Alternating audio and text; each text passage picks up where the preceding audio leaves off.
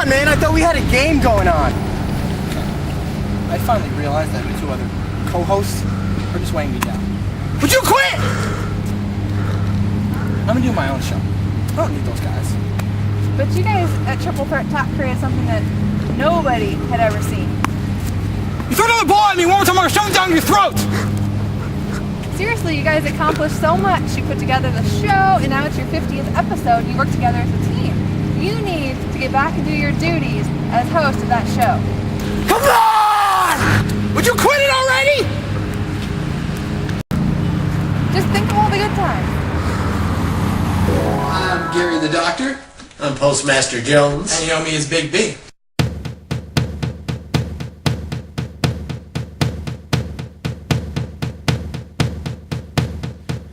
Give me a second, I need to get my story straight. My friends are in the bathroom getting higher than the Empire State. My lover, she's waiting for me just across the bar. My seat's been taken by some sunglasses, asking about a scar. And I know I gave it to you months ago. I know you're trying to forget, but between the drinks and subtle things, the holes in my apologies, you know, I'm trying hard to take it back. So if by the time the bar closes and you feel like falling down, I'll carry you home tonight. We are young, so let's set the world on fire. We can burn brighter than the sun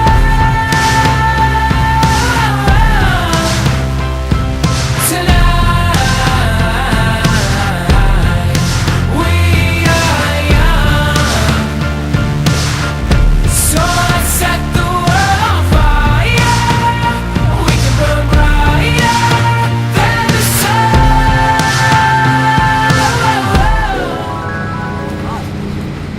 Right? It's our 50th episode of Triple Threat Talk.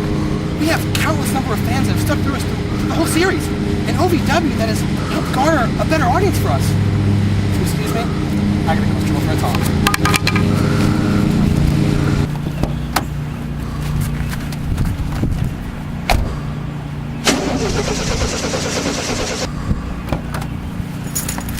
Damn it!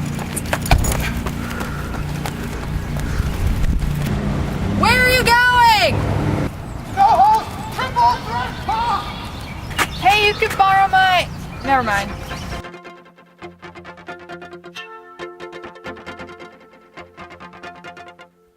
Many times I tried to tell you, many times I cried alone. Always I'm surprised how well you cut my feelings to the bone.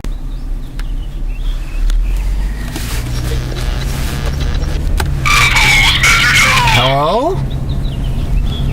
Are you coming from my radio? Haven't you heard?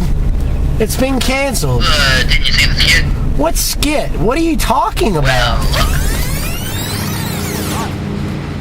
Right? It's our 50th episode of Triple Threat Talk. We have countless number of fans that have stuck through us through the whole series. And OVW that has helped garner a better audience for us. Excuse me? I gotta go to Triple Threat Talk. Oh my God. You're right. I gotta get to Big B. I gotta find the doctor. Guess what? We're going left! Woo! I'll be there, don't you worry! Woo! Hey, aren't you that guy from the Triple Threat Talk Show? Hey, yeah, you were the doctor.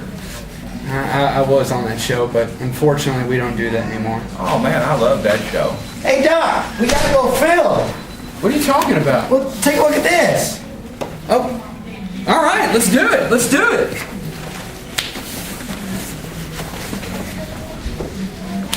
See what we got? Man, he had a straight flush, royal straight flush. Don't wanna leave you really. I've invested too much time to give you up that easy. To the doubts that complicate your mind. We belong to the light. We belong to the light. we get to film the show. This is gonna be great. I can't wait to get there. I can't wait to get there. It's gonna be so. Oh my God! You gotta be kidding me! What is the holdup? Jesus! Come on! Let's go! Move it! Let's go! Come on! I gotta film it. You know what? Screw it. Freaking.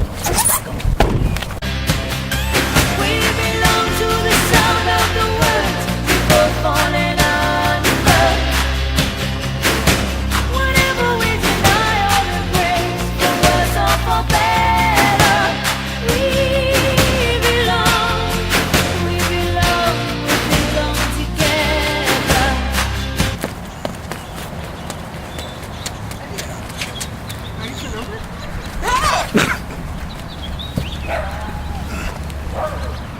Simple no would have done. Maybe it's a sign of weakness when I don't know what to say. Maybe I'm going left! I just wouldn't know what to do with my strength anyway. Have we become a habit? Do we distort the facts? Now there's no looking forward. Now there's no turning back when you say we belong to the light, we belong to the thunder. We belong to the sound of the words we You look ridiculous.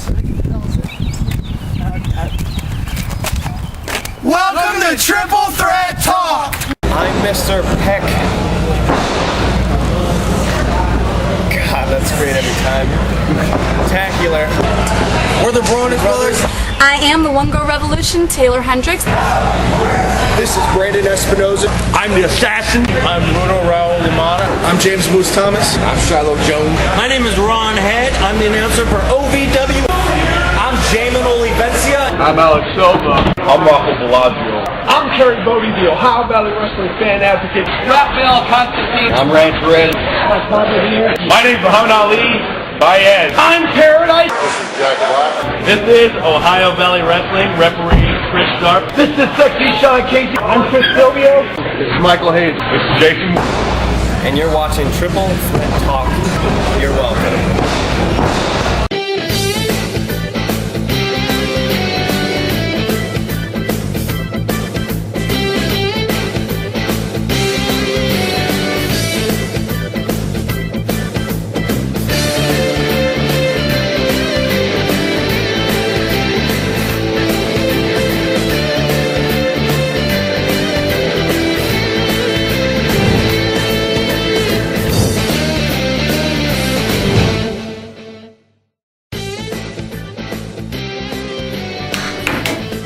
Well, episode 50, baby. May 16th of 2011 was episode 1 We set the world on fire. with a dinky little webcam and 3 guys who didn't know what they were doing. Well, 2 of them didn't. But now, episode 50 is upon us. That's right. Episode 50 is upon us. It is upon us. I feel Thanks to delicious and nutritious Pepsi Max. That's I, true, man. I feel like we're missing something. We're missing. Well, if you remember, you had to pick me up to come film the show tonight. Yeah, well, Skit, you left your car in the middle of the... Why would you leave your car in the middle of the road? I don't know. You realize that car is signed by Tony Stewart? Yeah. I realize that. Did you think of that when you left it there? I wasn't thinking anything other than getting here to film this show. That is loyalty. Yeah. That is loyalty. Yeah, but Hustle, loyalty, and respect. yeah, thank you, John Cena. But apparently, didn't your car have like a security cam in the dashboard? It does, actually. I think you said you have some footage from that. Yeah. Footage? How the hell did you obtain this? I don't know, but here it is. What kind of idiot leaves their car parked in the middle of the road? And their keys are still in it. I think I'll take it for a ride.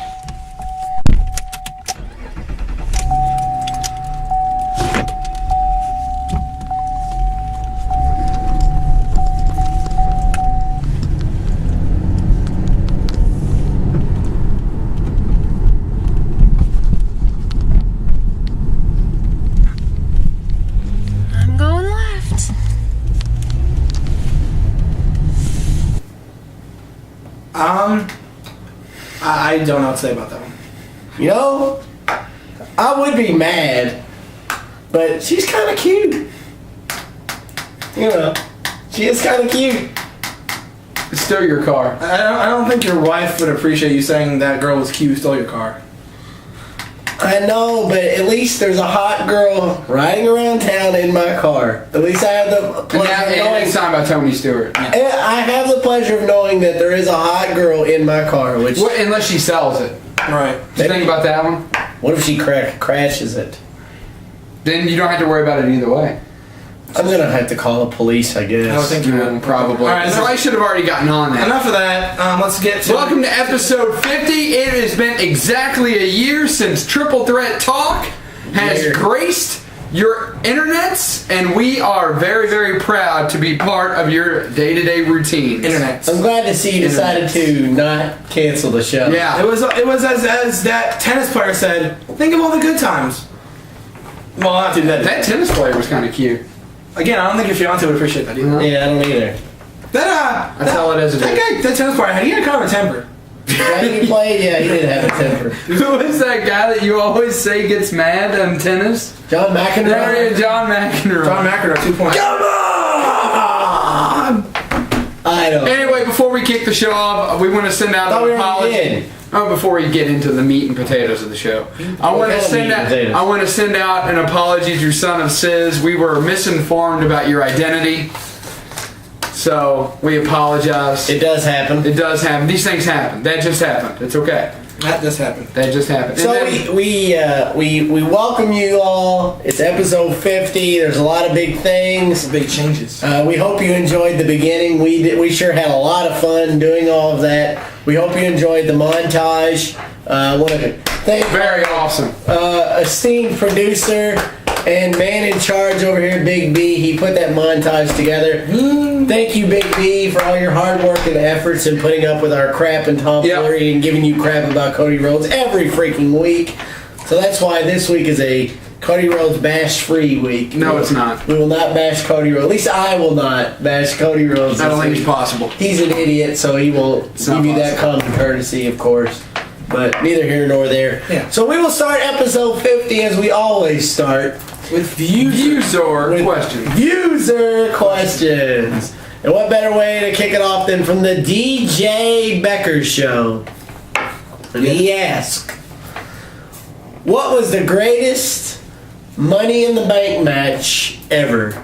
I think the first one when Edge won. That was fun. That was good because you got it off to a bang. You knew that these things were going to be exciting. Because at first we didn't know what it was going to be. Oh no, it's another lame ladder match. Right. But no, it's not. It's like awesome. Yeah. Kind of the one I liked was the one where Mr. Kennedy won. Because I did like the one spot I remember was when Hornswoggle got involved and Kennedy did his the finisher, like the rolling drop off the ladder. That was pretty epic, and I kind of felt bad after the fact because Kennedy won, then he got it taken from him from Edge. So yeah, that was a good one. Also from the DJ Becker Show. I'm agreeing with you all. I was agreeing with you. See it? I said, yeah, you're right. Yeah, you're right. I was agreeing with you on that. Who do you see defeating the team of Little Jimmy, R-Truth, and Kofi Kingston to be the next tag team champions? Who cares? Yeah.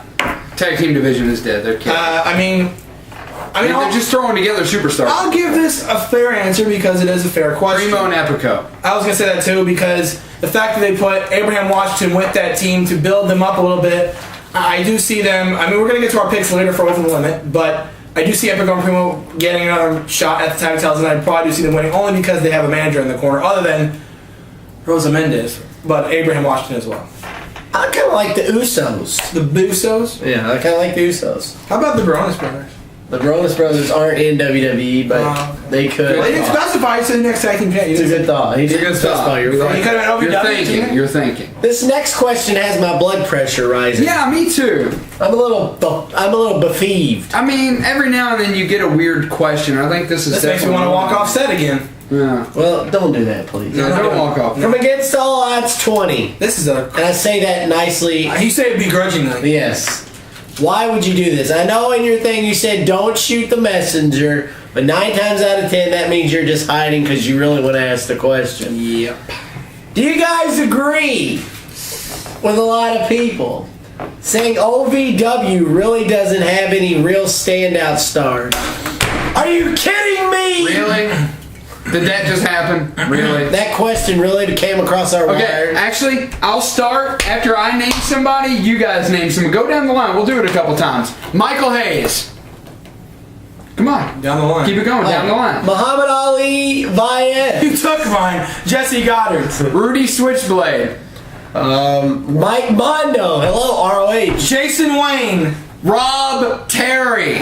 Exactly. I mean, what's that? Did you say Silvio? That's right. Christopher Silvio. There is a plethora of guys that they could. Are you kidding me? Really? Really? I don't know where you're getting your information. I mean, come on. Like he said, he said Muhammad Ali Vaez, 6-time. Six.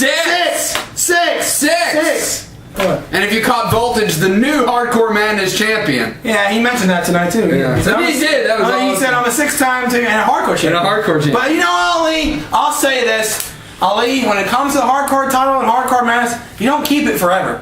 So just be looking out. Not to mention, let me just name a few other people. Let's name a couple other. Let's start it out. And since you brought it up, we'll do the same thing. You name an alum, and I'll name an alum, and then we'll just go down the line. An alum, like somebody. John Cena, Batista, CM Punk, Brock Lesnar, Big Show. No. Don't mention that name. Mark Henry. Do not mention that name on this show. Skip Sheffield. Right? You mean Ryback? Yeah. Okay. Wade Barrett. Barrett. These people all came from OVW. But OVW's not any good, really? Really? They're the Harvard. No, wait a minute. They are the Harvard of professional wrestling. At the core, this question basically says, have any standout stars? Silvio's a standout star. Silva's a standout star. He's in TNA right now. Ali's a standout. Michael Hayes, Jason Wayne, Jesse Goddard, Rob Terry. I mean, you see somebody with one leg giving it their all, like Michael Hayes. Yeah. You wonder what they could do with it if they were graced enough to have 2 legs. Yeah. The guy is amazing. I mean, seriously, he is the man, the one-legged man that won the ass-kicking contest. I don't know who's saying this, but they need to check out OVW. If it is you against all odds, if you are not the messenger, you need to seriously go to ovwrestling.com and check that out. Yeah, I mean, because it is better than SmackDown. We're not tuning our own here, but ever since we started doing the show and interviewing them, the product's gotten a lot better. Yeah. I'll be honest. I watched OVW way back when, and I was like, this is not that good. I don't care for this stuff. But now that they've revamped, they changed some things. They building their talent the right way. They got the right people in the right spots, running it the right way. OVW is one of the best wrestling promotions out there. I don't care if it's WWE, TNA, whatever you're talking about. OVW knows what they're doing. And in the event that you are truly the messenger, you need to tell whoever it is that is the person that's saying this to check out ovwrestling.com. I mean, it's ridiculous. Seriously. It's seriously good These guys are going to be in TNA. Majority of the ones I mentioned. Absolutely. So for the Prototype 400, because I can't stand any more questions from him anymore. It's making me mad. Against all we still love you. We still love you. It's not that question. Watch your OVW bashing. We love you. We love you. We love you. We just don't love your behavior. We love you. We just didn't like that question, but we answered it anyway. So a little baseball question. All right. Put me in, coach. I'm ready to play today. Thank you. I was gonna do that. Bottom of the 9th, 2 out, bases loaded. Josh Hamilton or Matt Kemp? Who do you got? I'd rather pitch to neither of them. Is this which batter do you pitch to? Yeah. Based on recent events, I'm gonna pitch to Matt Kemp. Yeah, I was gonna say that too. Josh Hamilton, 4 home runs. Are you kidding me? I don't want that guy up with bases loaded. I take my chance with Matt Kemp, even though he probably most likely get a hit or whatever. But I'm more worried Josh Hamilton hitting it out of the park. I'm more worried about knocking one out of the park. So yeah. But in this situation, he might just walk him. It's just only out 1 run. Yeah. Well, if the team is ahead by 2, just walk one. Get in and run in and then bring somebody else up. Yeah. I don't want to pitch to either one of them. No, I wouldn't either. They're both absolutely amazing. Yeah, Josh Hamilton. Matt Kemp has already stated he wants to go down as the greatest baseball player. Josh Hamilton had more home runs in 1 game than some people had all season. Yeah, it's amazing. It is amazing. And actually, you can now probably add Joey Votto to that list. Yeah, Joey Votto a little bit later on. The reason the Reds are doing the NL Central. That's ridiculous. Also from the Prototype 400, Have you guys watched MB Wrestler 87's Indie Pro Wrestling matches? And if so, what are your thoughts? No, I've never seen them. I haven't really seen it, but we're gonna check it out. Now that you mention that, or at least I am, I'm gonna check it out. Maybe try to Google find something. I mean, just one of those things that hasn't crossed our desk yet. Doesn't mean it's not important. We cover a lot of things. We do miss a couple of important things. So if this is something important, I'm gonna check it out and pass the word along. So thank you for bringing it to our attention. Yep. From Richard Obi-Wan Kenobi. Dick Kenobi. Wow. Do you think Kurt Angle would ever come back to the WWE to face CM Punk for the title, but to prove not only that, but that he is the best in the world? And would it happen at WrestleMania 29? I don't think so, because the way he lied to the company, I don't think they'd let him back in, because how he lied, saying he needed time to recuperate his back, and the very next week he was in a TNA ring. I don't think that rubbed a lot of people right. I don't think there's as much bad blood as there was there. Yeah. But it's certainly not impossible. If he did, though, I don't think it would be for the championship immediately because of the circumstances. And the fact that you say he's the best in the world is a matter of your opinion.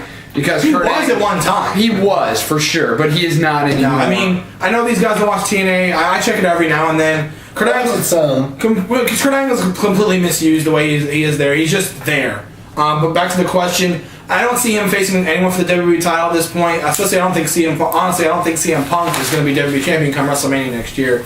But that's a whole nother topic. Kurt Angle had a chance to come back a couple years ago. He had a chance to get the Shawn Michaels contract. Now, if you don't know what I'm talking about, when Michaels was in the twilight of his career and he was getting ready to close the door on his career, he had a contract where he would be on Raw, he'd be in pay-per-views, but he wouldn't have to do any house shows. He would get more time with his family and get more time to rest because he was getting all on and ears. And Kurt Angle had the opportunity because he wouldn't have to work as many days. A lot of schedules what he wanted, and he didn't want that. So I see Kurt Angle come back to WWE. I don't know. It's up to Kurt Angle, to be honest. I just don't think he wants to. If he had the opportunity at one point, if he hasn't done it by now, I just don't see it.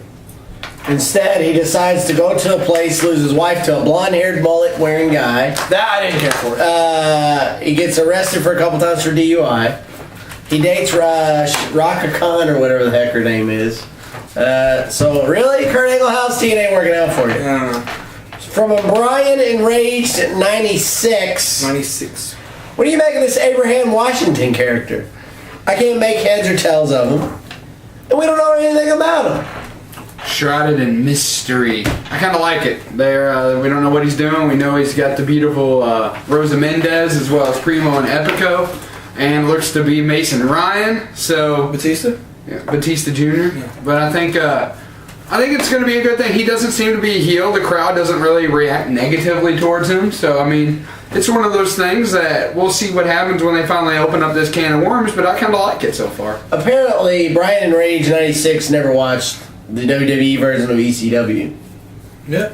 Because had he would have known that Abraham Washington has actually been around for a while. He had his own talk show. He had his own talk show on ECW called the Abraham Washington With Show. Special guest co-host Tony Atlas. That was hilarious. But he has been around for a while. The fact that he kind of went away for a little while, I mean, he might have been down behind the scenes for WWE doing some stuff. You never know.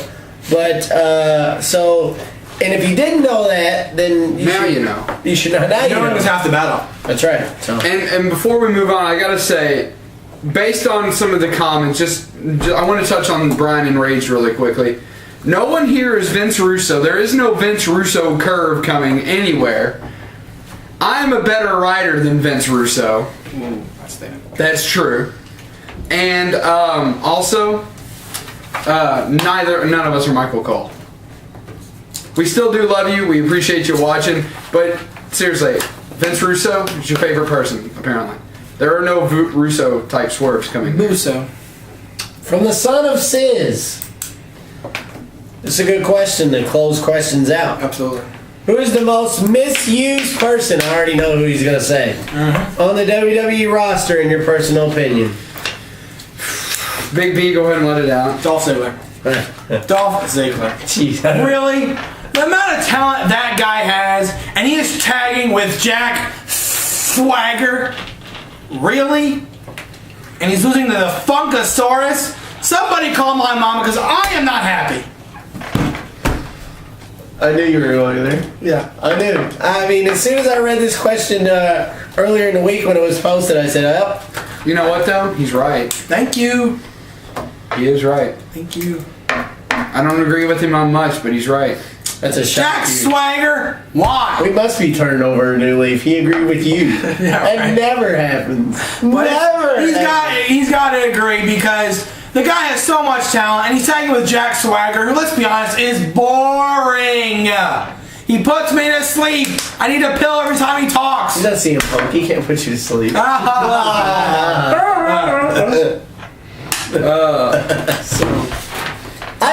Tom Fury continues.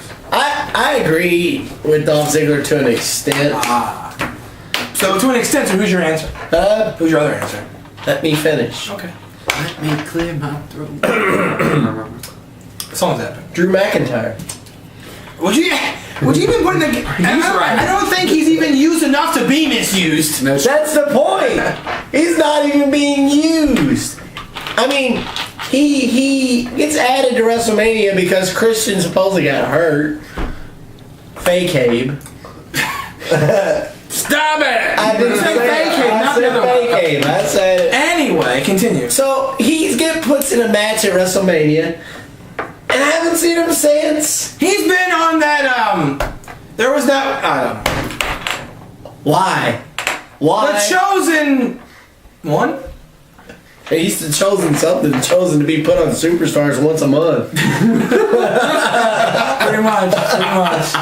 Pretty much.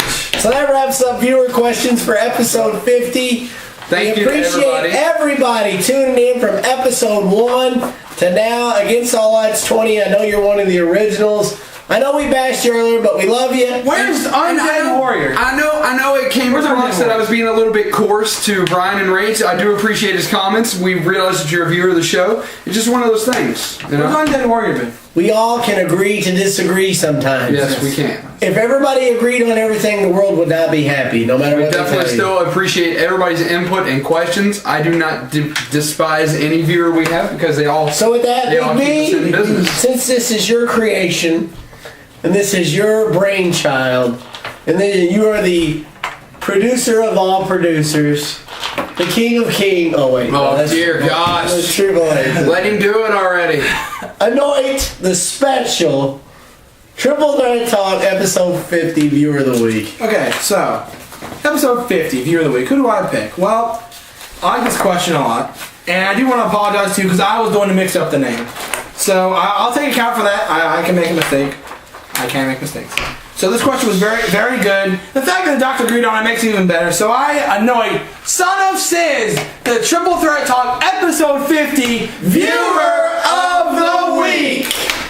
Makes up for our misnomer. Don't say R. It was my bad. R. Your identity. That movie was rated R. R. That's what they should have said for Pirates of the Caribbean. They did. The movie's rated R. All right. Simmer down there, Bobo. Simmer down. So, it is episode 50, and it is that time. Big V, as always, if you please, make it happen. Why not? Doctor, give me the news. I got the bad case of the headline blues. Oh my god. I love it. It's just By the way, where the heck's the bulletin board? you can kind of see the bottom of it. You see the bottom of it. But we're gonna make some changes. So the bulletin board will be No more. oh boy, the bulletin board. So many memories. We still love you. Oh, the good time. Oh no. No, we've already did No that. montage on bulletin boards. Clippers win only their third playoff series since the 1940s. Whoa. The 40s! You know what happened? We weren't even a twinkle in a twinkle of our father's eyes in the 40s. My father wasn't even born yet. Exactly. It's ridiculous. Okay. And Get on with it. But now they're playing. Now they're playing the Spurs. The Spurs are up 2 games to none. One, I checked. One to One to none. Michael Porter, former UK basketball player, arrested for sexual assault on a 14 and 15-year-old. That's pretty despicable. But, I mean, I heard somebody was online the other day saying he had fame and power. It's a terrible misuse of fame and power. Yeah. He had 4.2 points a game. Ooh. That is not having fame or power. I don't care That's helping your team right if there. he was a UK starter or not. But still, the act is despicable. It is. Let's not blow it out of proportion. As far as Michael Porter being a foul UK player. Seriously. It is despicable, though. It is. Pretty bad. Joey Votto knocks out 3 home runs. It's not quite 4. No, it's not. But still, almost there. 7 RBIs. One of them is a grand slam against the Nationals. A walk-off grand slam. A walk-off grand slam to avoid a series sweep by Washington. The final on that one was 9-5. Redlegs. Go Reds. Did you see Bryce Harper hit himself in the head with the bat? That was funny. I did. But yesterday he's hit back-to-back jacks. Yesterday, after the Mets pitcher DJ Carrasco hit Ryan Braun with the Mets down 8-0, Mets manager Terry Collins then pulls out, excuse me, what's that? David Wright to avoid retaliation. To avoid some retaliation. I think that was a good move to do. You're down 8-0. He's our best player. He's their best player, but what are you going to do? Come back from 8-0 in the bottom of the 9th? You know what? It's nothing new being a Mets fan. You're going to win some, you're going to lose some, you're going to get beat bad. Yeah. So, I mean, you're going to win. Biden. You're going to win a couple, you're going to lose most. Hey, we're third in our division, sir. How many games back? 2. Is it only 2? Behind who? The Washington Nationals. And who? And the Atlanta Braves. Thank you. For now, until they choke it. They always do. Big Ben apparently needs At least we get there. Big Ben apparently Wait a needs minute. What? This next headline. Yeah. I'm going to let him say it. Yeah. This is not a headline. This is a headline. This is a This doctor is a headline. line. No, this is not. This is not. This is made national news. How can This is to pamper You saw the intro. We do sports, we do wrestling, and we do news. exactly? This is news. This is to pamper the doctor. When Pampers, yeah, Pampers. when everybody talks about how ridiculous this statement is, it's news. Not Big everybody. Ben needs a name change, and apparently his diaper changed too. Grow up! It's football! Comments about the 49ers. Maybe we need to start calling him Baby Ben. I was targeted. I don't want to say that I was bountied. You need a bottle? You need a nap? You need a story? Yeah. Big Ben, let's face it, I don't like you. Grow up! Grow up. You're playing football. Of course they're going to target you. It's called football. Nobody was getting money for hitting you. It's called smart football. It's not like they went out there, okay guys, we're going to break Ben's leg and I'm going to get paid $5,000 for it. That's not how it works. And if there's an injury on the field, of course they're going to target. That's a smart thing to do. And if you ask me, last week on my wild card, I did call out some of the fans and the whole state of Pennsylvania. Yeah, but The whole state. You might want to retract that a little bit. well, no, because I think you need to issue some sort of apology to the sun. Because, like the guy said on the comment, you went a little far in your saying everybody in the state of Philadelphia. not everybody. Well, that's what you said. I knew what he meant. Yeah, I mean, it's one of those things where A good majority of them act that way. this doesn't help your case. You understand that, right? Yeah. I mean, yeah. All right, let's look at. If you're an Eagles fan, I do apologize because the Eagles fans, they used to be like this, but they're not anymore. Right. They've had some trouble. Yeah. They still are. Well, not as much. The Penguins fans are pretty good. They're good I don't even think fans. the Penguins fan. The Flyers fans are pretty good. It's one of those things where there's a couple. Robert Morris fans are pretty good. The college town Robert Morris, RMU, those are pretty good. I'm not trying to get at any of these people, but I know you're going to agree with me on this one. It's mostly Steelers fans. It is mostly Steelers fans. I mean, when I say that, and like I said, I added 76ers fans because that was just despicable. Not just recently. I've never seen that before. I mean, that was just despicable. That's something I've never seen. That was ridiculous. But I mean, I do want to take this moment also to address a viewer, Augustine 6. I mean, I've never once, I know I'm a 49ers fan and sometimes I get on my soapbox about it, but the fact of the matter is this, I've never wished for the demise or the downplay of any team. I responded to that. Yeah, I saw that you did that. I appreciate that. Yeah. I've never wanted a player, because I have faith in my team. Yeah. And even when they win, when they were losing the last 10 years. And the fact that somebody said there, it's like, it's football. You're not supposed to do that. Yeah, I mean, I never want a player to get hurt because that's their well-being, that's their livelihood, and I have faith in my team that they can beat the opposite team. Right, exactly. And at their full strength. That's what good sportsmanship is. Exactly. It's not something where I was meaning to be negative. I'm just meaning to tell everybody where people are wrong, and booing when cheering when somebody goes down. Yeah, that's ridiculous. And booing when they get up. That's ridiculous. And then making egregious statements like Big Ben saying, I don't think I was bounty, but I do think I was targeted, and crying about it. Wake up. Grow up. It's called good sportsmanship, and frankly, there hasn't been a whole lot of it going around. Grow up. Grow up. Anyway, moving on. Anyways, David Otunga, we realized that Hashtag slurp. he was away last week for obvious reasons that I'm not ready to go into. Jennifer Hudson finally has some justice served. David Otunga was at her side at the verdict reading. Good man. Good man. William Balfour, the man accused of killing her nephew, mother, and brother, was convicted in Chicago. So finally, hopefully now, Jennifer Hudson and David Otunga. It's a great story because I remember David Otunga was on, I think it was the Wendy Williams show, talking about it, and they were dating at the time, and she was going to go see him at a show, and you know, she was supposed to go see her mother that day, but she saw David instead. If she didn't go see David, she would have been at the house the time the guy was there. So I mean, it was just one of those things. I'm glad justice was served in this case, and our definitely thoughts and prayers continue to go out to David Otunga and Jennifer Hudson. Absolutely. So that's headline. That's what I got. Got some NBA news a little bit. Well, we'll go on that when we talk about NBA playoffs. Playoffs. We got some playoffs going on. But as promised, though, I'm going to, since today is a special episode of Triple Threat Talk, episode 50. I'm going to start this Title IX thing off with two of them. Do you want to say Title IX to the end? That's the last thing? After headlines like NBA and then do the Title IX at the end? Sure, why not? Okay. Sounds good. Okay. So hold off on Title IX for a second. That's fine. So, NHL Playoffs still continuing. The LA Kings, might as well just book them in the Stanley Cup Final because they're destroying everybody in their path. Like Alberto Del Rio says, it's their destiny to win the Stanley Cup. Unbelievable. It's crazy. I mean, they buzzsawed through the Canucks. Like I said, they would. Well, I didn't say they would buzzsaw. I said they would beat them. Yeah, but they swept the Blues. They swept the St. Louis Blues. And now they're up 2-0 on the Coyotes. Yeah. Amazing. And as far as the Eastern Conference Finals, the Rangers won. I know you're Rangers won Game 1, 3-0, so a nice shutout. And it's Game 2 right now. It's 2-2. Right now, as I check the stats, it's 2-2 last we checked between the Rangers and the Devils. It is. It's actually just about to end. The Devils are up 3-2 with 34 seconds left, so presumably I would think the series is going to be tied 1-1, Rangers and Devils. So.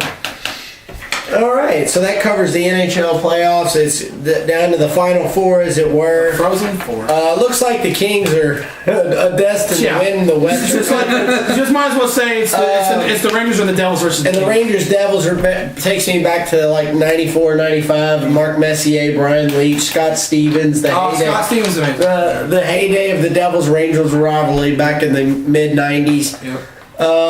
So we'll see what that could very well easily go 7 games. I would not be the least bit surprised if that makes it to a game 7. Right, absolutely.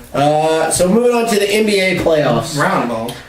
And I know we talked about him a couple weeks ago for that elbow on James Harden, but Meta World Peace. That's ridiculous. I mean, I know, but the reason why I brought him up is I'm transitioning into something. It's funny, right? So the Lakers go out and lose by 29 points to the Thunder in Game 1. Who, me and Gary think are going to win the whole thing? Meta World says, and I quote, "We played well. I think we played good." Yeah, at least we lose by 30 points. I think his other comments. I mean, really? Were a little bit more absurd. His other comment. He said, and then after losing by 29, he doesn't talk about what they need to work on, what they're going to do. No. He promotes his website. And on top of promoting his website, he promotes his rap song or whatever it is, as it were. So it's bizarre even by Meta World Peace standards. It really is. It really. So you lose by 29. Oh no, we played fine. We played great. It was okay. It's great. Come on over. We'll lose by 29. I mean, the Thunder are Did you catch his other? I'm surprised you. I thought that's where you were going with this. His other statements that he made. No. He said losing in Oklahoma City is kind of like getting a man with 5 wives getting divorced by one of them. He had some very odd comments. He said you get divorced by one of them, it's all right because you still got the other 4 to go. And Oklahoma City is full of beautiful women. Oh my God. I mean, it's some really bizarre comments. The Spurs lead the Clippers 2 games to none.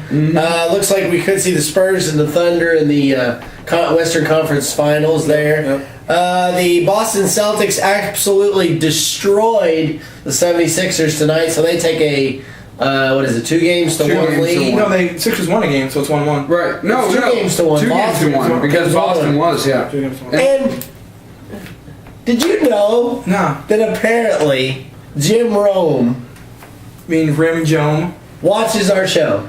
Really? Well, on Monday, I'm listening to the Jim Rome show while I'm working, which I usually do. And he kind of stole one of our lines. Used one of our little quandaries that we like to use. So apparently Miami Heat has a new player. Oh, really? Who's that? His name is Jabron Lanes. Is he teammates with Wayne Wade? Yeah, and Briss Kosh. Well, Briss Kosh isn't playing anymore. He's hurt. But I laughed out hysterically because we always joke about switching the first letter of the last name and the first letter of the first name and switching them around.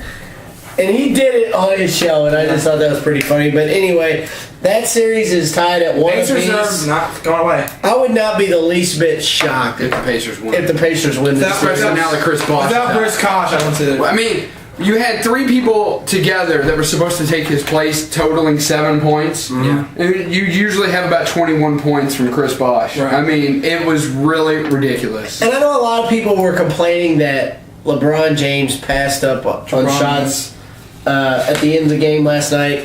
He did kind of not do himself any favors by missing those free throws late. And I don't think it was a bad idea that he kicked it out to DeMario Chalmers for that open 3 because he is a much better 3-point shooter than Dwayne Wade and LeBron James. It's duly noted. His stats behind the 3-line are a lot better than both of those guys.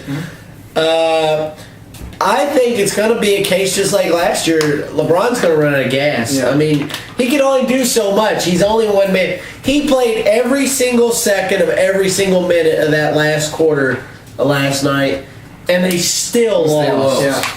I mean, what it's going to come down to is this. It's the fact that they're trying to use LeBron now as a de facto kind of person to go out and really kind of run interference because what they're going to try to do is draw the attention away from LeBron because people are going to think that even though LeBron can't clutch, that they're still going to go for him. Right, absolutely. So I think the pass out to DeMario Chalmers was a great idea.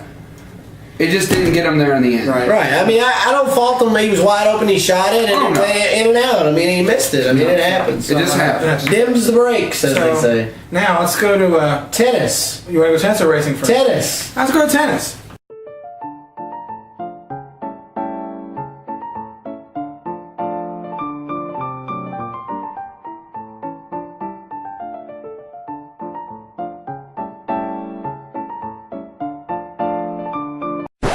You cannot be serious. I like it. Are you serious? You got to be. All right. Anyway, so I know they're like. I want to talk about this actually. I know you're shocked. Usually like tennis, but here's what's going on. Okay, so the French Open's coming up at the end of the month, and you all know they play on clay. Right. So the tournaments before that they're supposed to get the players prepped to play on that surface, play on different tournaments with that clay surface, so they can get used to moving on the clay, sliding, how the ball's going to bounce, etc., etc. But the Madrid Open says, you know what? We're going to do something completely different. Forget the orange clay. That's different. That's old school. We're going to be new. We're going to be new school here. They go with blue clay. First of all, it looks disgusting. Yeah. And second of all, I watched some matches, and according to Djokovic and Nadal, it plays a little bit grittier, and I was watching it. Some players were slipping more than they usually do. Federer didn't complain, and he ends up winning the whole thing. You know what that sounds like to me? I was going to say, is this Nadal and Djokovic having sour grapes, or is this actually really a problem? Well, I actually went to you about this because it caught my interest, surprisingly, as it sounds. And you told me the court was a little different. It was the clay was a little more grittier texture, so it was playing a lot different. And you said yourself you weren't 100% on Nadal and Djokovic's side about it being a bad surface, and they're not going to play there again unless they fix it. I kind of agree. I mean, I think a lot of it is. I don't think the surface was bad. It's just as much as they lost and they can't stand losing, so they want to blame it on the court.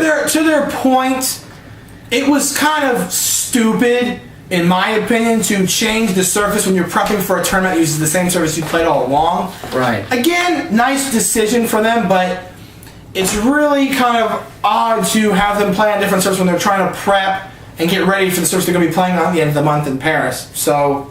I don't know. Federer didn't complain. He wins, but Federer rarely complains. So I don't know. So next we have the Bonjour French Open coming up at the end of the month, May 27th. I believe it starts. Yeah, that should be.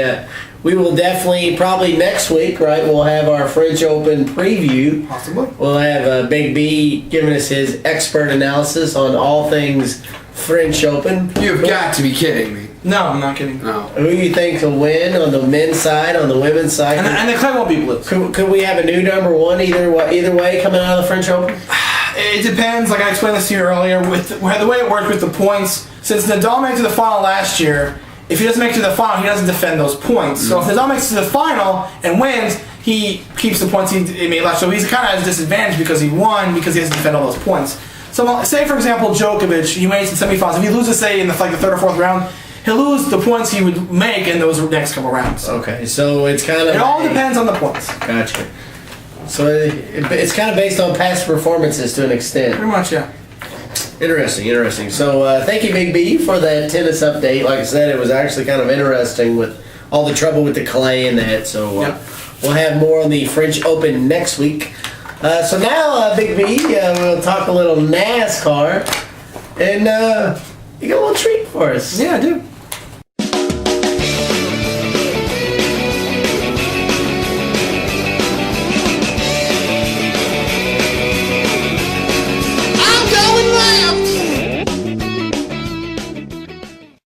I'm going left. You said that already. I know, but I was making sure they knew. What's the Nextel Cup? The Nextel Cup, yeah. Only you would notice. I only watch it all day, every week. So Jimmy Johnson has a historic milestone victory on Saturday evening, and you're thinking, what's new about that? Jimmy Johnson wins all the time, so what? So what? He hasn't won since last October. He's on a winless streak of like 16 straight races. Well, this win was a little special for Jimmy Johnson and company because it was Mr. Rick Hendrick's 200th win in NASCAR, second all-time behind Richard Petty Motorsports for most wins all-time. I'm actually glad that it's finally over because that's all I've heard is, when is Hendrick going to win? All the drivers haven't won. But is somebody going to get it? Me personally, and I don't really like either one of them, but if I had my druthers, I would much rather have Jeff Gordon get this 200th win than Jimmy Johnson, since he's been with Mr. Hendrick since like 1993, 94. I think that would have been a lot better than Jimmy Johnson winning. It was a kind of a race for the first 200 laps, but then stuff started to happen. People, crashing. The lady in black will do that to you. A lot of people earned their Darlington stripe, as it were. A lot of people left with the right side damage or the nice black streak going down the side where they pancaked the side of the wall a couple times. But Danica Patrick, for the second time this year, beat Jeff Gordon in a race. What? I know, it's shocking, but she's had 2 starts in the NASCAR in the Sprint Cup Series. In both starts, she's beat Jeff Gordon, so she's got a lot to hang her hat on. Although she did finish 31st, so let's not get carried too much away. Yeah. But Jimmy Johnson did win. Denny Hamlin second. My man Smoke with a nice run to finish third. Was actually running second on the last restart, but had problems with the fuel pickup. Jimmy Johnson took off after that last Well, that's because Tony Stewart had a problem with his fuel pickup. And I mean, but even then, like you said, he finished third, so Denny Hamlin was right in back. I mean, he took off from both of them. Well, with that track, it's hard to pass once you get out, unless you're on new tires in the first couple. Yeah. So this week is a little bit of an off week. It is their all-star race. And me personally, maybe a little biased, maybe not, you can say what you want. It's probably the best all-star event out of any sport around. Better than basketball? Yes, it's much better than basketball. The all-star race, because they hang it all on the line for 100 laps. It's a winner-take-all. The winner gets $1 million. And they don't care if they tear it up. They don't care if there's nothing left because it's either checkers or wreckers. No, you know. I would actually agree with that statement. That it's the best all-star. I mean, it's amazing because you can even get a wild card in the event and you know, could somehow, I mean, it very rarely happens. I don't even know if it has happened, but maybe once or twice, somebody you totally unexpect comes in and wins. But they're always exciting. There's always a lot of crashing. Like I said, there's a lot of money on the line. So check that out on Speed Saturday night. And then next week, we actually, I don't know if you want to talk about this with me, but next week I would like to get into the Indy 500 because it is Memorial Day weekend. It is my favorite day as a race fan because I get 500 miles in Indianapolis and then I get 600 miles at Charlotte. So it's 1,100 miles of going left. That's right.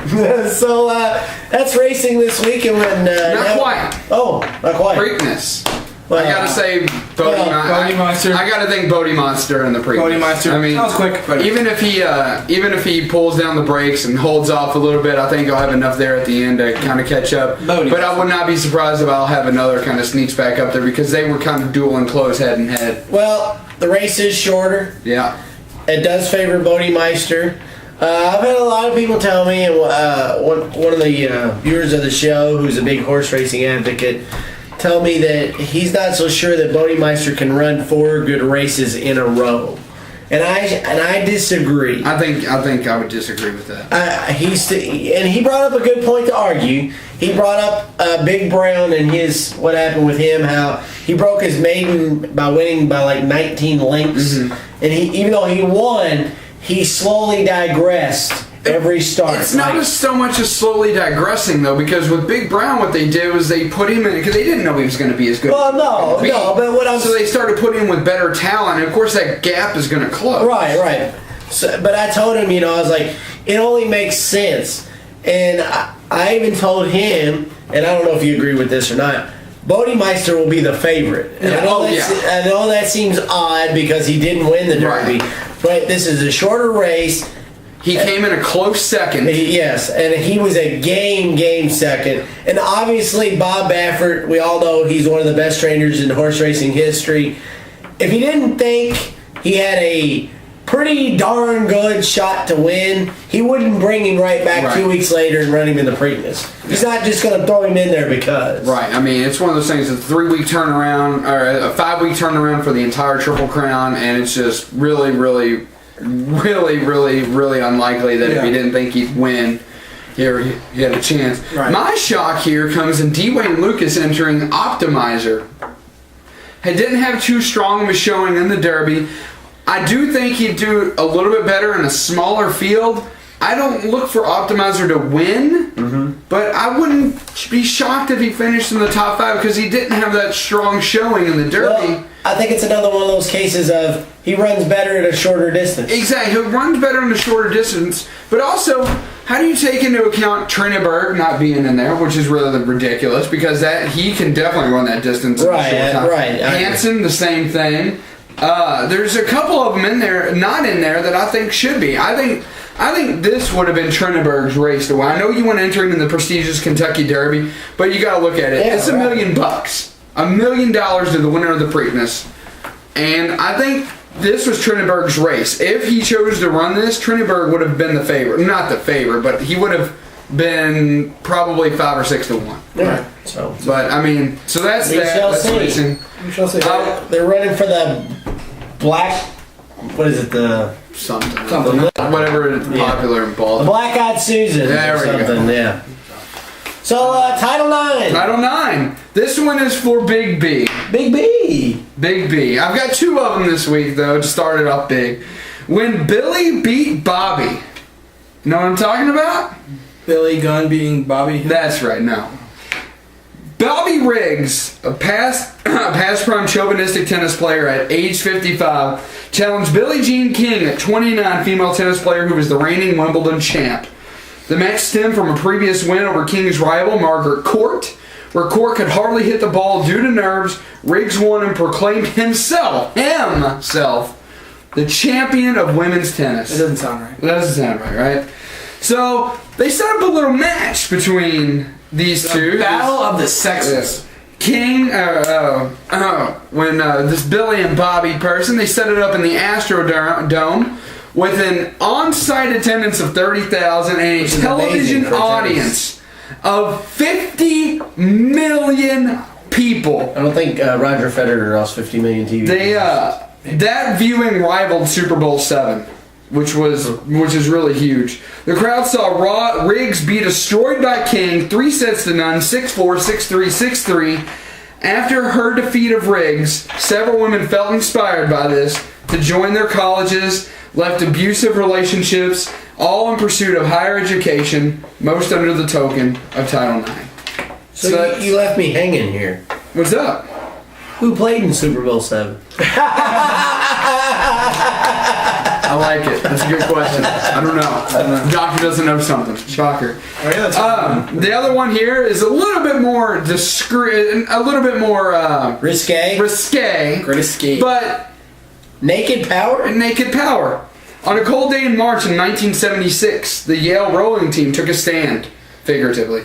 In the manner of speaking, they were tired of inequality showed by the school to them with the dreadful locker room conditions and waiting on cold buses while the men's team was treated so vastly different and superiorly. Accompanied by a New York Times photographer, the team entered the director of sports office for Yale and stripped down. Each of them had Title IX written on their backs and chest. It was a wake-up call to a school that only 10 years earlier had started to accept women. The next year, conditions were updated. All right. All because of Title IX. Well, thank you, Doc, for those informative Title IX stories. They're definitely well-educated stories, and people should read more of those. And believe it or not, stuff like that still happens today, which is ridiculous. We're going to talk about a couple of them next week. A couple of ones that were not in the Sports Illustrated. Right. Probably actually one. Moving on from sports and all that fun stuff to our weekly wrestling coverage. And as always, we kick off wrestling with our coverage from Ohio Valley Wrestling, OVW as it were. And this week, being the 50th episode, we kind of hooked the big fish. We crossed the line, as it were. We cut the red tape with the higher-ups, as we were actually able to pull a Impact Wrestling trainee, as it were. So, without performed rather spectacularly. Yeah, right. Here he is, Mr. Spectacular himself, Jesse Goddard. Take it away. Good evening, ladies and gentlemen, and welcome to the famous Danny Davis Arena. I'm Postmaster Jones, standing by the most spectacular superstar in OVW and one half of the OVW Southern Tag Team Champions. My half. Otherwise known as the best team ever, Mr. Jesse. Jesse, how you doing this evening, sir? That's MRPEC with a dash TACULAR, and that's trademarked. Cost me $1,000. Thank you, sir, for clarifying that up. I'm sure we have a lot of viewers that don't know how to spell that correctly, so I'm glad you let people know about that. Hashtag you're welcome. So, as a lot of people may know, you were on the CBS reality show Big Brother. 4 times. So, tell us, being a member of Big Brother, now a professional wrestler, has that been a helpful tool for you being on that show, or has that been more of a hindrance? I'd say when I first started, I actually wanted to be a professional wrestler. Just like a little kid, having your little wrestling buddies, wanting to do all the moves you see on TV because of all the larger-than-life characters. foremost. Obviously, that's with me. I'm a realist, not a pessimist. I'm not going to sit here and say I'm the tallest, 7 foot tall. I should have been in the NBA, but wasn't in the cards. God doesn't give it both hands. I'm ridiculously good looking, jacked because my poise, determination, hard work, being homespun, being from Iowa, being brought up from Iowa, for God's sakes. But circling back around to your question, and or if it was easier, more of a hindrance to be on reality television, very few people can even make a top spot onto a roster, whether it be on any promotion. So those spots then have to be filled by personalities, people that are charismatic. So I'm assuming the people that are already being brought onto TV must be brought onto TV for a reason. Being spectacular might be it, if I had to guess, which means I'm better than you. All of you. Not just a few. Remember that. Which makes me, supply and demand. People want to have me on their show. You wanted me to have me on your show, correct? Correct. Exactly. Right? Right. Exactly. My point. You see what I mean? I have ratings. They follow me. It's like a tail. It's like a shadow. I can't get away from it. Which is why I got brought back 4 times, coincidentally enough. But with that, there is still a big elephant in the room because people think that I don't have, I haven't sacrificed anything. I haven't moved like 4 times to pursue a dream that I now feel as though within reach, within grasp on my own behalf, regardless of my limitations. Again, we don't need to say it, but I excel in ahead of everybody else in being ridiculously good looking, being a sponsored athlete, being put on covers of fitness magazines, being in magazines that people can't even spell, let alone like they get published and sent to their house. Muscle and Fitness, Exercise for Men, like Exercise and Health, Men's Fitness, all these magazines that people are already looking at are looking at me already, and then I parlay that success into reality TV, which then they see me and my star power, which again brought back 4 times, and it's only been 12 seasons, so that's actually a third of the time because I've been brought back 4 times. So CBS and Big Brother actually can thank me, as far as I'm concerned, for all their ratings the last how long? 12 seasons. No, well, a third of the seasons, which is the vast majority of a very, very large network. So I can then take that, parlay it into what I am doing today, which is standing here with you, trying to help you understand what it's like to become a professional wrestler in today's world, because that's what it takes. You need to be so much better than everybody else in everything that you do before you even get looked at or even have a chance. So that alone, with my poise, dedication, drive, determination, willpower to win. I mean, look at the dedication that I have for my physique. You really think it's going to be that hard to parlay everything into the mindset, the skill set that I have and take it and put it into the wrestling ring? It's not, especially with the likes of Bruce Pritchard, Danny Davis, Al Snow, Rick Rogers, exactly. All of which have been helping me here, which is where OVW. You're welcome. You see how that works? Full circle. Yes, it is kind of a hindrance, but I've made the best of it, and that's why I'm here today, standing here with him, PostMaster Jones, on Triple Threat Talk, which is Triple Threat Talk. Now has Mr. Spectacular. Again, you're welcome. Well, we thank you for that, sir. So tell us, since you've been in OVW and been involved in professional wrestling, what has been your shining moment, your biggest moment today? I'd say my shining moment every single time is when I do go out there and have a better match than the time that I had before. Because if I consistently and constantly make improvements every time I go out there or learn at least one thing, I'm going to be a lot better than the person that's staying stagnant, that's been complacent for the last 7 years, 8 years, 10 years, 15 years. Who's to say how long people have been wrestling that don't have the skill set that I do already, just due to the fact of me going through every everybody's hands and being told which way to turn and which way to go, and going to Team 3D down in Kissimmee, Florida for the last year, and knowing everything I do and each step is being looked at by somebody that's made money in this business.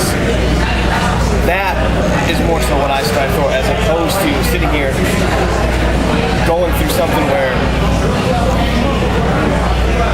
people just don't care. People don't care to make the improvements. People don't care because this isn't their life, this isn't their job, this isn't how they're making their money, this isn't what they've been trying to sacrifice, because they just live here in Louisville, Kentucky, and they don't care. They're just like, oh, I'll be a weekend warrior. That's not me. I like their hobby. Exactly. I'm an all-week warrior. Look at me. Alright, so let's just say if the opportunity presented itself, I know you're a pretty busy guy and all with the training and the wrestling and attaining your ultimate goal, which is getting to the ultimate top of professional wrestling.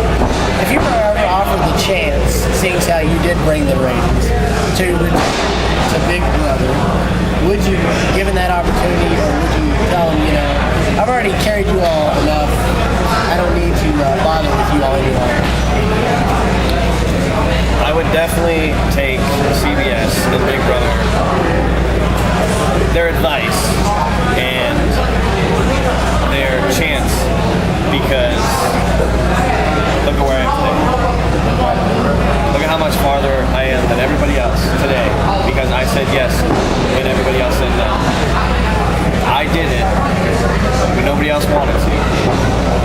I took an opportunity and I made it into a career. People still want to complain about 15 minutes of fame, but we're going on 4 or 5 years now, so proof's in the pudding. I agree. So one more question, we'll let you get out of here. I know you're busy schedule and all.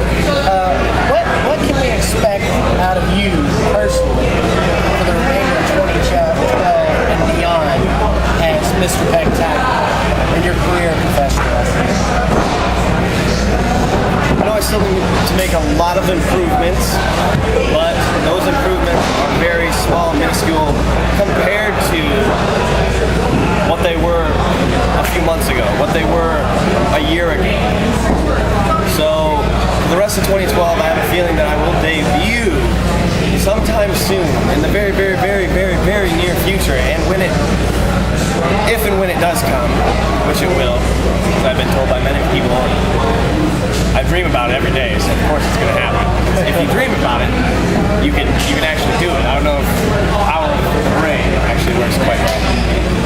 So with that being said, I'm going to show everybody that I'm not just a pretty face, very large 20-inch biceps, spectacular legs, rock hard abs.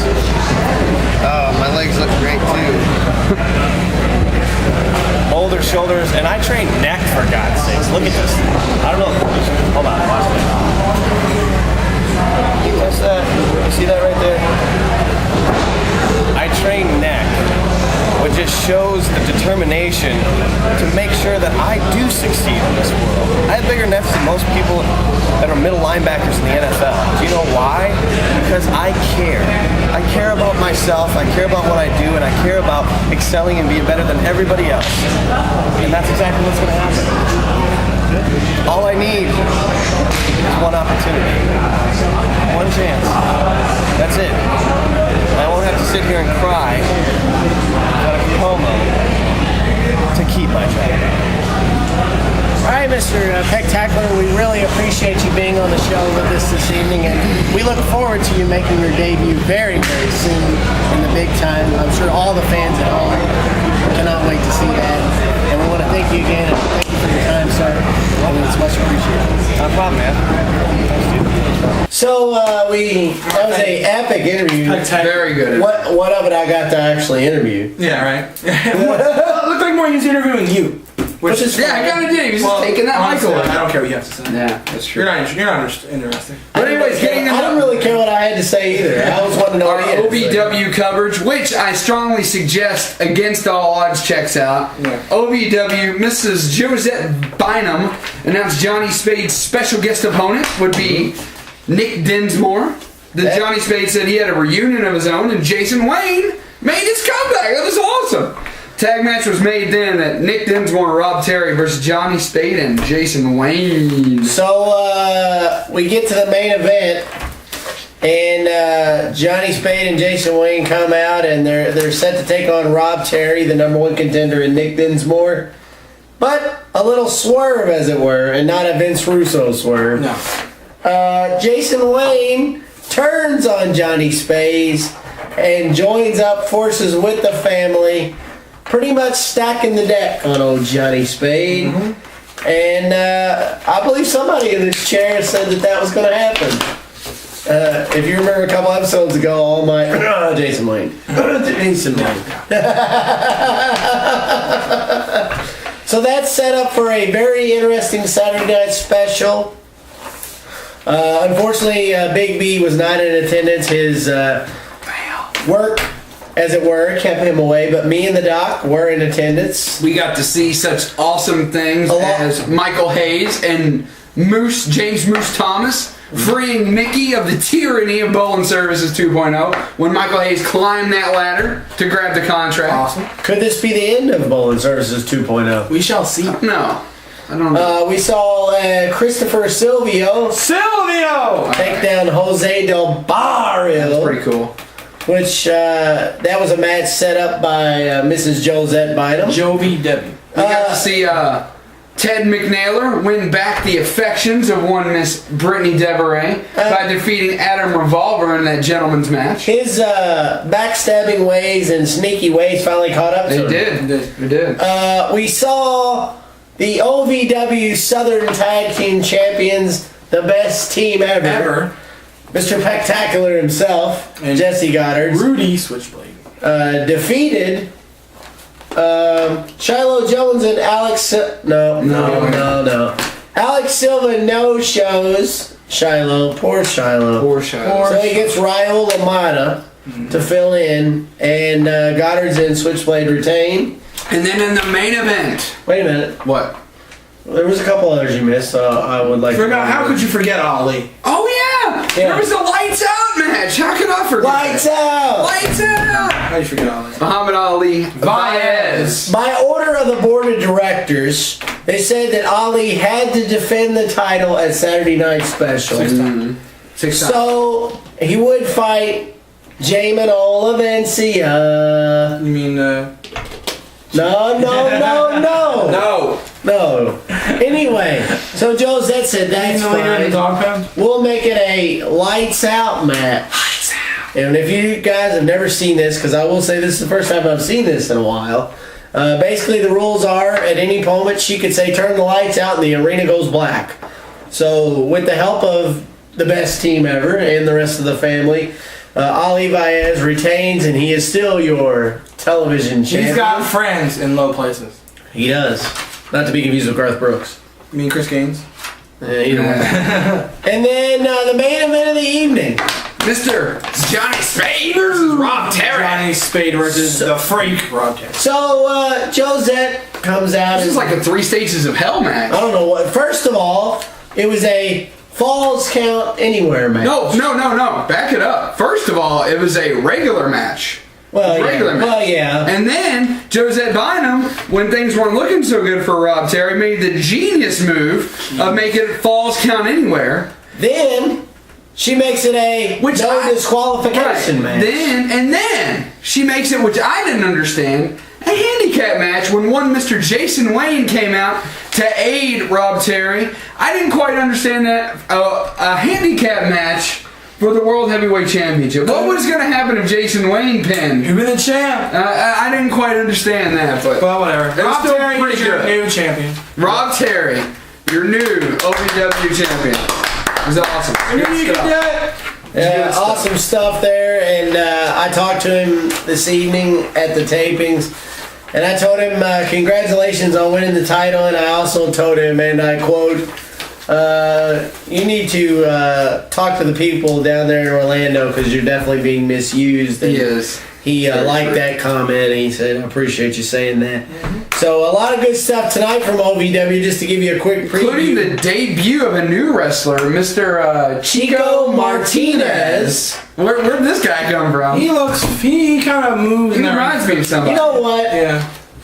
This guy, this reminds me a lot of the Mr. Slice situation. Yeah. I say this would be a good. I think this would be a good match because they both have similar styles.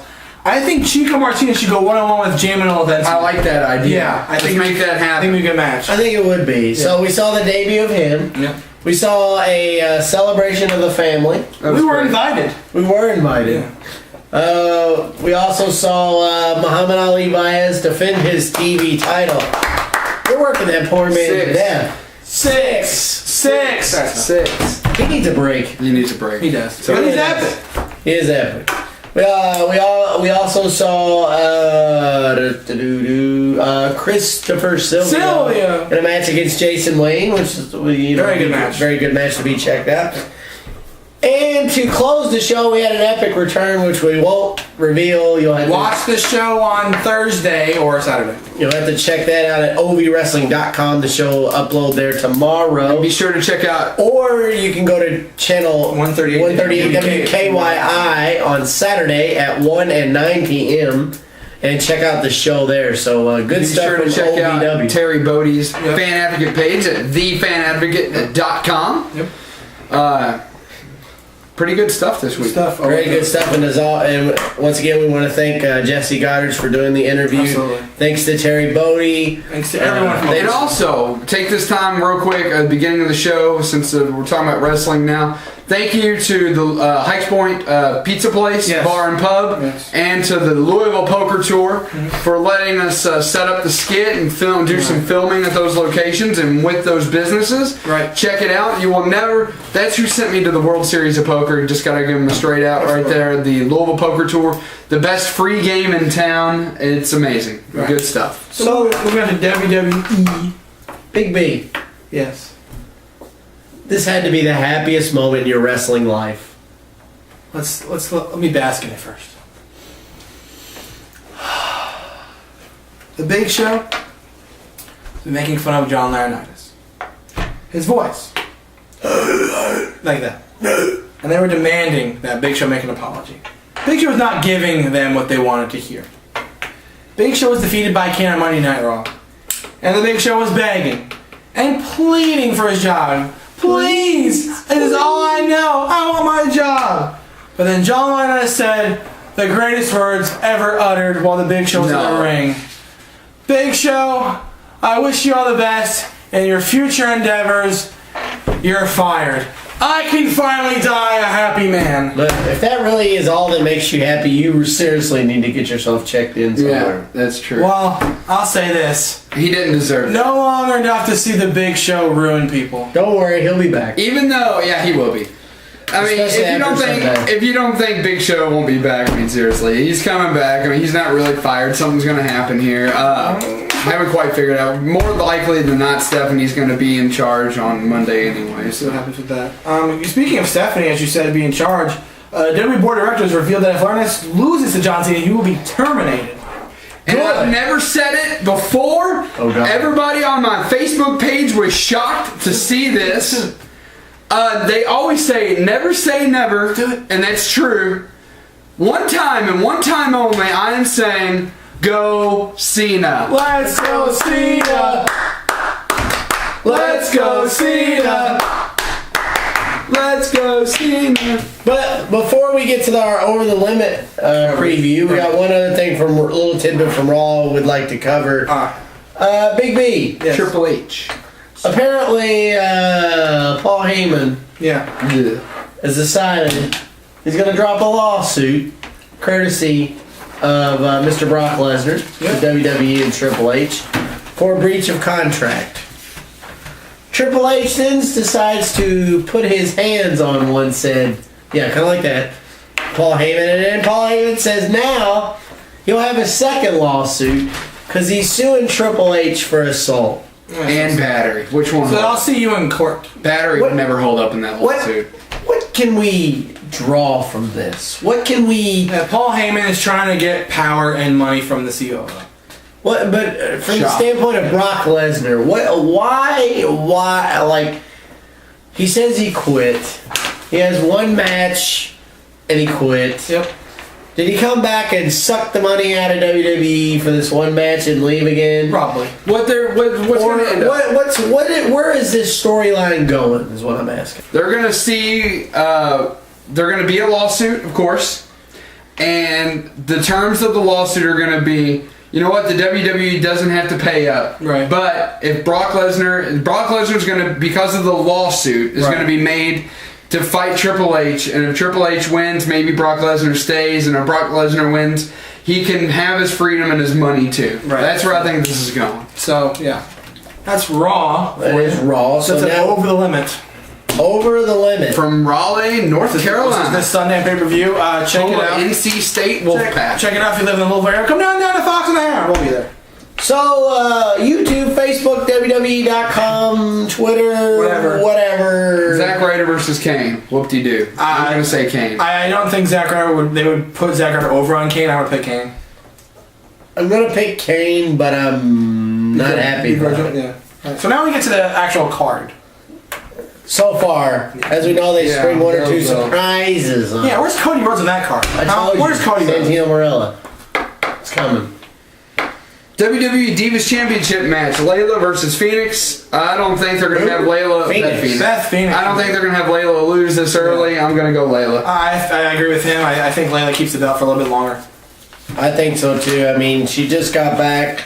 She just got the title. I mean, I was hoping we would see Beth Phoenix versus Karma. But Karma still hasn't back yet. But Karma still is not back yet, but we'll take Layla for now, obviously. Yeah. And I'll take Layla to win on that one. Yeah, championship match is a tag team championship match. Kofi Kingston and R-Truth versus Jack Swagger and Dolph Ziggler. Same situation here. I don't see Kofi and R-Truth losing it so quickly. I'm going to go. Not only do I see Kofi and R-Truth winning, I don't want Jack Swagger and Dolph Ziggler winning because I don't want Dolph Ziggler to be a tag team champion with Jack Swagger. I pick Kofi and R-Truth.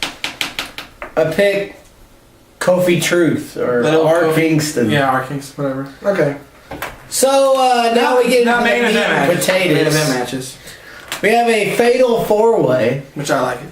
We have Sheamus Fella versus Alberto Del Rio versus the Viper Randy Orton. Chris Jericho versus Chris Jericho, which finally, by the way, thank you WWE for listening to me and all the other fans. We're going to have a Jericho shirt we can actually buy. It's about time. So, let's see. Who do you think of this one? I'm actually going to shock you guys and go with Del Rio. Really? I think since Del Rio was kind of hurt last time, he's come back. I think he's going to do it again. I'm getting rid of Del Rio and Randy Orton. I think it comes down to Jericho and Sheamus. And I think Sheamus holds it a bit longer. I think Sheamus wins this one. I mean, you would have thought if Sheamus was going to lose the title, it would be to Daniel Bryan. Yes! Sorry. So, you flip-flop feuds, keep the two same guys in the spotlight, and you just change which title they're going for. Mm-hmm. Jericho was going for the WWE title, now he's going for the World Heavyweight title. Daniel Bryan was going for the World Heavyweight title, now he's going for the WWE title. So, if they can't win one, what makes you think they're gonna win the other? So, I don't think Jericho's gonna win. I don't think Randy Orton's gonna win because people kind of like him not having the title. He's actually worth watching. It's kind of like the whole John Cena thing there for a while. Right. Keep him out of the title picture and build him back up. Right. So I think it's going to come down to either Sheamus or Del Rio. And I actually am going to agree with the doctor here. Ooh, okay. And I'm going to say that although you may have thought it would be a shock, I would not think it would be a shock if he won. Because he was champion, he got hurt, not his fault. So I think he should have been champion longer than what he was. So I'm picking Del Rio. Alright, now we get to the WWE title match. CM Punk versus Daniel Bryan, which is going to be an amazing match. We hope. I think CM Punk keeps it a little bit longer. I'm going with Punk. I think Punk wins, but this match is going to be phenomenal. These guys are incredible athletes, incredible wrestlers. This match is one to be not to be missed.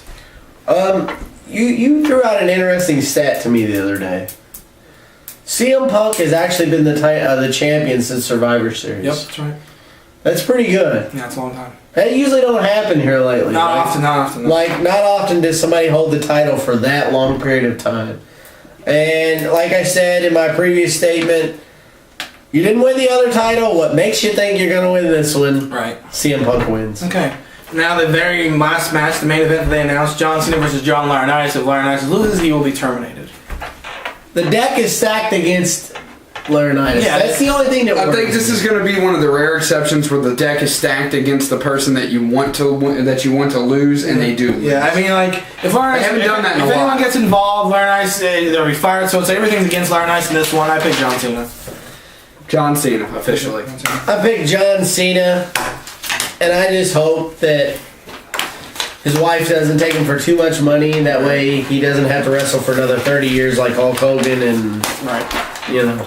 So that does it for Overload Pay-Per-View. Good stuff, guys. Anybody have any wild cards this week? I have an idiot of the week. You have an idiot of the week? Meta World Peace. Meta World Peace, that's your idiot of the week? That's my idiot of the week. Okay, so Meta World Peace, your other Triple Threat Talk Idiot of the Week. Anybody have a wild card other than myself?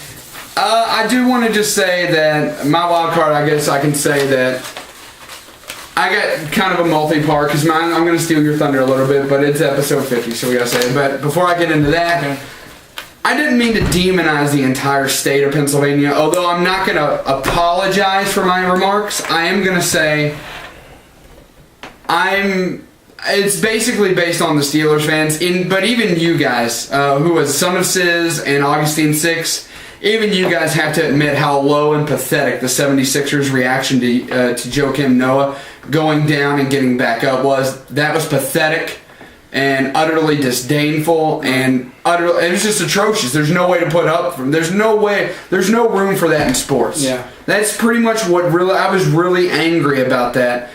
And there is no defending that action. There's just not. And like Big B said, mostly it's focused towards the Steelers fans at Heinz Field. But 76ers fans definitely need to show a little bit more class and respect when you are playing at their house. I'm not even sure what it's called. I don't really care right now because it still makes me mad that was a disgraceful display. But like I said, I do want to just basically say I didn't mean to demonize the entire state because of one fan base's actions, but really one has turned into two with the 76ers and the Steelers now, so I will draw back my demonizing of the entire state while keeping on my my disdainfulness for the other two teams. Do you have a wild card, Postmaster?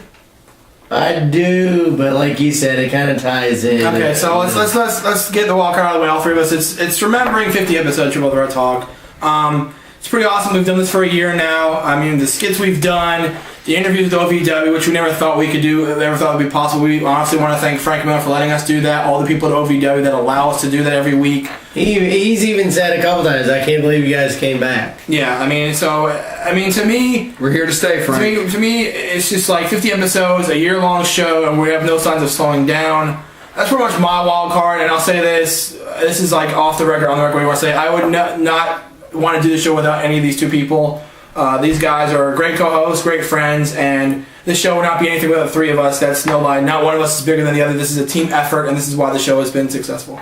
It's just one of those things where I've enjoyed every second of it.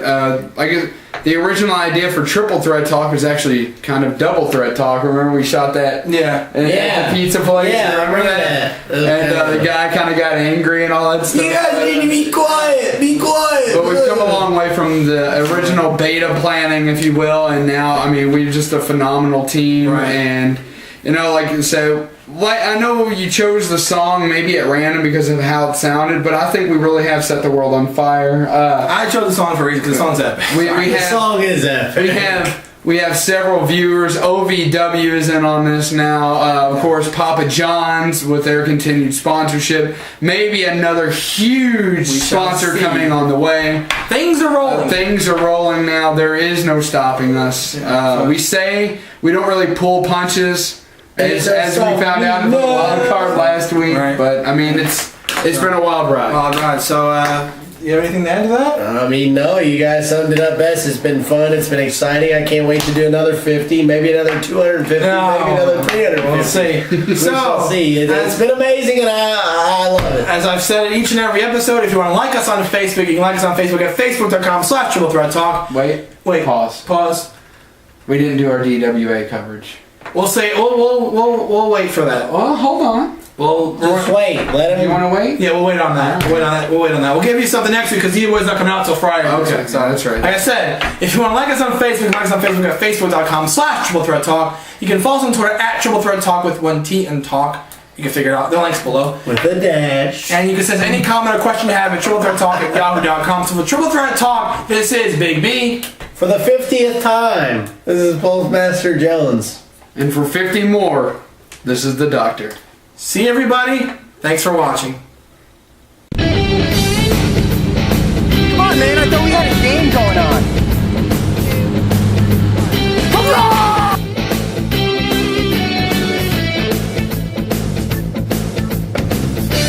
Hey, aren't you the guy from the Triple